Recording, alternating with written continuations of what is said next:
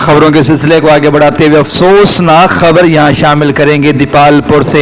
हमारे नुमाइंदा city 5 news Waqas Ali भट्टी की रिपोर्ट के मुताबिक दीपालपुर के नवाही इलाका बसीरपुर में ज़मीन के तनाज़े पर देवर ने बाबी और इसकी मां को फायरिंग करके शदीद ज़ख्मी कर दिया। फैसल छच्छर नामी शख्स ने ज़मीन के तनाज़े पर फायरिंग कर दी। बाबी समरा बीबी शदीद ज़ख्मी जबकि मां जहदा बीबी जाबहक हो गई। मकामी पुलिस को इत्तला मिलने पर मौके पर पहुंच गई और नाश और जख्मी को THQ अस्पताल मुंतकिल कर दिया गया।